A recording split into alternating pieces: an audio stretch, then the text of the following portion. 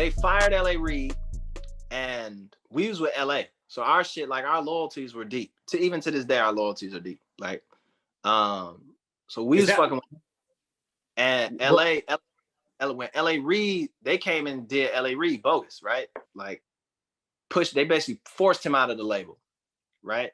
So when he left, we were like in limbo because Arista was finna get folded.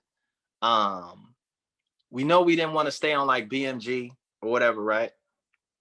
And they were just really just spinning people off to like the sub labels or to, you know, to Jive or whatever. So we didn't want to go to Jive. So actually Mark Pitts. So Mark Pitts was at Arista. He was at Arista. He was A&R in Arista. So it was Daryl Jones, which is my A&R all the way up through Atlantic. It was Mark Pitts. And Mark Pitts, he was kind of being used as the transition guy, right? So he was like, he had the power to either kind of push you to Jive or let you go. So we wanted to get let go. We didn't want to go to Jive, right? And so Mark Pitts was like, look, I'm finna go to Atlantic, right?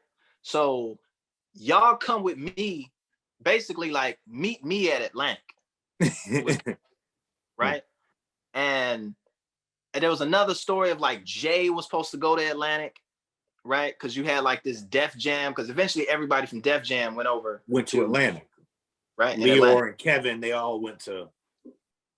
So like Jay, that was kind of like Jay's trajectory. So what it would have looked like was we going from Arista to Atlantic, and everybody's finna meet us at Atlantic. So Jay finna be over there, motherfucking Mark Pitts finna be over there, fucking Daryl Jones gonna swing through, but then you got all that shit just sitting at Atlantic. So we like, cool, this is all the homies, cool. So we got Mark Pitts to drop us because we were gonna go to Jive. So it was like, no, have Jive get rid of us. They dumped it. And then we was like, okay, now we finna prepare and go over to Atlantic. So in that whole process, you get, during this whole time, Chill gets locked up, right? So police raids, all that shit happens in the midst of that. Boom, all that shit. So like, what's his name? Motherfucking Craig Cowman, he go visit Chill in prison. So he go to the county. Craig Cowman come to Chicago to go to the county to meet with Chill and shit, right? Wow. So when we get this like 04, maybe end of 03, beginning of 04, maybe end of 04, we get hit in 03. Chill was down for like 13 months in the county. So that extends into 04. We was still on Arista at the time, right? So I remember they had to cut me like just artist living checks or some shit like that. It was like I just $3,000 to pay the rent or some shit like that, some shit. Wow. And so we got them to drop us in the midst of that, but then they just folded. LA and Karen Kwok, they all went over to kind of like Def Jam. So think how it's moving. Like you got LA going over, his eyes are set on like Def Jam. Jay and them is like that Roc-A-Fella shit is kind of crumbling done. Right. Jay like Atlantic shit. Mark Pitts is on some Atlantic shit, on all that shit. Craig Cowman comes, visits Chill. We get we get the advance. The only reason we wanted the advance, we didn't want no money. The only reason we wanted the advance to bail Chill out of the county. So we got the advance bill. And then as soon as Chill hit the ground, we hit it. Boom. Right? And that's when you get like, nigga, we gotta get these albums. We just gotta make sure that Chill's out fighting the case. It's a time limit.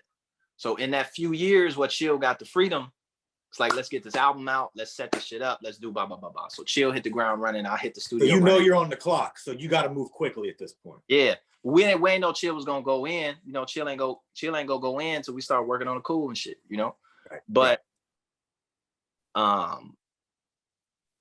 so in that. Why? So is that why? Because initially Roc-A-Fella wanted to sign you, right? Like between that point in time, or is it, and that's why you didn't go to Roc-A-Fella? Nah, that's way we was gonna sign to Roc-A-Fella way back in like 02. Oh wow. So like at the height of Roc-A-Fella. Long time ago, yeah. So, but we didn't do it on some like, I think they wanted to give us like 50,000 on some advanced shit and then some some other little shit. And I remember we came back from New York and Chill was like, man, he's like, man, you know, if you want to go do the Roc-A-Fella shit, you know, da da da. And I was like, nigga, what you talking about? It's me and you. Fuck you mean? Like, you know, about me going to Roc-A-Fella. What are you talking about? Because I can imagine how tempting that would have been at the time. Because this is the height of Jay. This is when they got camera on there. Probably you're saying 02, so that's when it's like super bubbling over there. Like 02, 03, yeah. And so they're unstoppable. That's the hottest label in the world at the time. Yeah, shit was crazy. But we was on some like, you know, like nigga, let's start our own shit. Like we got that. Let's just do it. You know, so we did First 15.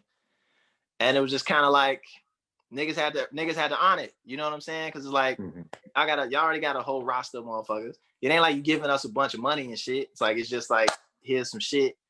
The niggas didn't really know what to do with me. Like Guru told me that shit too, like a few months back.